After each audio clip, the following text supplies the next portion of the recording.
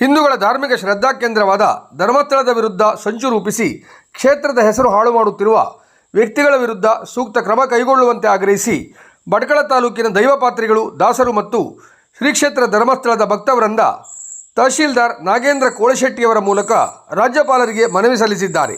ಅನಾದಿ ಕಾಲದಿಂದಲೂ ಹಿಂದೂಗಳ ಶ್ರದ್ಧಾ ಕೇಂದ್ರವಾದ ಶ್ರೀ ಮಂಜುನಾಥ ಸ್ವಾಮಿಯ ಧರ್ಮಸ್ಥಳ ಕ್ಷೇತ್ರದ ಬಗ್ಗೆ ಮತ್ತು ಧರ್ಮಾಧಿಕಾರಿಗಳ ಕುಟುಂಬದ ವಿರುದ್ಧ ಕೆಲವು ಪಟ್ಟಭದ್ರ ಹಿತಾಸಕ್ತಿಗಳು ಸಂಚು ಮಾಡಿಕೊಂಡು ಕ್ಷೇತ್ರದ ಹೆಸರನ್ನು ಹಾಳು ಮಾಡುವತ್ತ ನಿರತರಾಗಿದ್ದಾರೆ. ಧರ್ಮಸ್ಥಳ ಕ್ಷೇತ್ರದಿಂದ ಕಳೆದ ಕೆಲವು ದಶಕಗಳಿಂದ ಅನೇಕ ಸಾಮಾಜಿಕ, ಆರ್ಥಿಕ ಹಾಗೂ ಧಾರ್ಮಿಕ ಚಟುವಟಿಕೆಗಳು ನಡೆಯುತ್ತಿದ್ದು, ಒಂದು ಸರ್ಕಾರದ ರೀತಿಯಲ್ಲಿ ಕ್ಷೇತ್ರಕ್ಕೆ ಜನಸಾಮಾನ್ಯರಿಗೆ ನೆರವು ನೀಡುವಂಥ ಕೆಲಸವನ್ನು ಮಾಡುತ್ತಿದೆ. ಅದೇ ರೀತಿ ಕರ್ನಾಟಕ ರಾಜ್ಯದ ಅನೇಕ ಭಾಗದ ದೇವಸ್ಥಾನಗಳು, ಬಸದಿಗಳು, ರುದ್ರಭೂಮಿಗಳನ್ನು ಅಭಿವೃದ್ಧಿಪಡಿಸುವ ಕೆಲಸವನ್ನು ಶ್ರೀ ಕ್ಷೇತ್ರ ಮಾಡಿಕೊಂಡು ಬಂದಿದೆ. ಯಾರೋ ಕೆಲವು ವ್ಯಕ್ತಿಗಳು ಉದ್ದೇಶಪೂರ್ವಕವಾಗಿ ಕ್ಷೇತ್ರದ ಹೆಸರನ್ನು ಹಾಳು ಮಾಡುವುದಕ್ಕೋಸ್ಕರ ಸಾಮಾಜಿಕ ಜಾಲತಾಣಗಳಲ್ಲಿ, ಪತ್ರಿಕೆಗಳಲ್ಲಿ, ಟಿವಿ ಮಾಧ್ಯಮಗಳಲ್ಲಿ ಕ್ಷೇತ್ರದ ವ್ಯಾಪ್ತಿಯಲ್ಲಿ ನೂರಾರು ಶವಗಳನ್ನು ಅನಧಿಕೃತವಾಗಿ ಹೂತು ಹಾಕಿದ್ದಾರೆಂದು ಅಪಪ್ರಚಾರದಲ್ಲಿ ತೊಡಗಿದ್ದಾರೆ. ಇಂಥ ವ್ಯಕ್ತಿಗಳ ಆರೋಪದಲ್ಲಿ ಯಾವುದೇ ರೀತಿಯ ಸತ್ಯಾಂಶ ಇರುವುದಿಲ್ಲ. ಶ್ರೀ ಕ್ಷೇತ್ರದ ಕುರಿತು ಅಪಪ್ರಚಾರವಿಲ್ಲದಿದ್ದರೆ ಮುಂದಿನ ದಿನಗಳಲ್ಲಿ ಕ್ಷೇತ್ರದ ಪರವಾಗಿ ಬೃಹತ್ ಪ್ರತಿಭಟನೆಯನ್ನು ಹಮ್ಮಿಕೊಳ್ಳುತ್ತೇವೆ ಎಂದು ಮನವಿಯಲ್ಲಿ ತಿಳಿಸಲಾಗಿದೆ.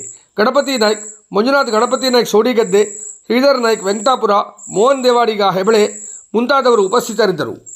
ಕ್ಷೇತ್ರದ ವಿರೋಧಿಗಳು ದೇಶಕ್ಕೆ ಅವಮಾನ ಮಾಡುವ ರೀತಿಯಲ್ಲಿ ಮತ್ತು ನಮ್ಮ ವೀರೇಂದ್ರ ಹೆಗಡೆಯವರ ಕುಟುಂಬಕ್ಕೂ ವೀರೇಂದ್ರ ಹೆಗಡೆಯವರಿಗೂ ವಿಚಾರವಾಗಿ ಅವರಿಗೆ ಭಾಳಷ್ಟು ರೀತಿಯ ವಂದನೆಯನ್ನು ಮಾಡ್ತಾ ಇದ್ದಾರೆ. ಆ ವಿರೋಧವಾಗಿ ಯಾರು ಈ ಕ್ಷೇತ್ರದ ವಿರೋಧವಾಗಿ ಬೇಡಾದಂಥ ಅಪಪ್ರಚಾರವನ್ನು ಮಾಡ್ತಿದ್ದಾರೋ ಅವರಿಗೆ ತಕ್ಕ ಶಿಕ್ಷೆ ಆಗಬೇಕು ಮತ್ತು ಅವರು ಯಾಕಾಗಿ ಈ ಕಾರಣದಿಂದ ಈ ಒಂದು ಕ್ಷೇತ್ರ ಬಗ್ಗಾಗಿ ಭಾರಿ ಅಪವಾದವನ್ನು ಮಾಡ್ತಾ ಇದ್ದಾರೆ, ಅದು ರಾಜ್ಯದ ಜನರಿಗೆ ಅವರ ಮೂಲಕನೇ ಎಲ್ಲ ತಿಳಿಸುವಂಥ ಕಾರ್ಯ ಆಗಬೇಕಂತೇಳಿ ನಾವು ಸರ್ಕಾರಕ್ಕೆ ಮನವಿಯನ್ನು ಮಾಡಿಕೊಳ್ತಿದ್ದೇವೆ. ಅದೇ ರೀತಿ ಈ ಒಂದು ಕ್ಷೇತ್ರದಲ್ಲಿ ಭಾಳಷ್ಟು ರೀತಿಯ ಒಂದು ಸರ್ಕಾರ ನಡೆಸುವಂಥ ರೀತಿಯಲ್ಲಿ ಭಾಳಷ್ಟು ಯೋಜನೆಗಳನ್ನು ನಡೆಸಿದರು. ಬಡ ಜನರಿಗೆ ಭಾಳಷ್ಟು ಅನುಕೂಲವಾಗುವಂಥ ರೀತಿಯಲ್ಲಿ ಕೆಲವೊಂದು ವಿವಿಧ ರೀತಿಯ ಯೋಜನೆಯನ್ನು ಮಾಡ್ತಾ ಭಾಳಷ್ಟು ಕೆಲಸವನ್ನು ಮಾಡಿದ್ದಾರೆ. ಅದೇ ರೀತಿ ಗ್ರಾಮಾಭಿವೃದ್ಧಿ ಯೋಜನೆಯಿಂದ ಭಾಳಷ್ಟು ಜನ ಭಾರಿ ಒಂದು ಸಂಕಷ್ಟದಲ್ಲಿದ್ದಂಥ ಜನರು ಅವರ ಪರಿಹಾರ ದಾರಿಯನ್ನು ನೋಡಿಕೊಂಡಿದ್ದಾರೆ.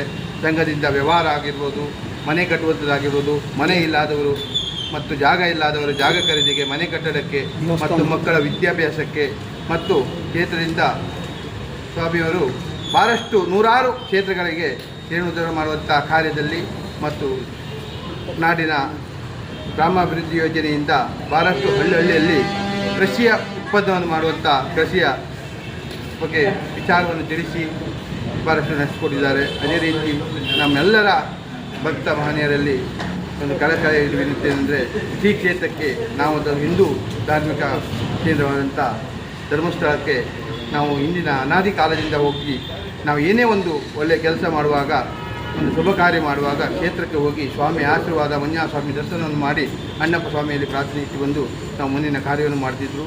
ಅದೇ ರೀತಿ ಅಂಥ ಒಂದು ಕ್ಷೇತ್ರಕ್ಕೆ ಅಪಮಾನವಾಗಿದೆ. ಈ ಅಪಮಾನ ಮಾಡಿದವರು ಯಾರು ಅಂತ ಇಡೀ ರಾಜ್ಯಕ್ಕೆ ಅದನ್ನು ತೋರಿಸ್ಕೊಡ್ಬೇಕು, ಯಾಕಾಗಿ ಮಾಡಿದ್ದಾರೆ ಅನ್ನುವಂಥ ರೀತಿಯಲ್ಲಿ ಜನರಿಗೆ ಇದನ್ನು ಮನವಿ ಮಾಡಬೇಕು ಅಂತೇಳಿ ರಾಜ್ಯ ಸರ್ಕಾರ ಮತ್ತು ಕೇಂದ್ರಗಳಲ್ಲಿ ನಾವು ತಿಳಿಸಿದ್ದೀವಿ.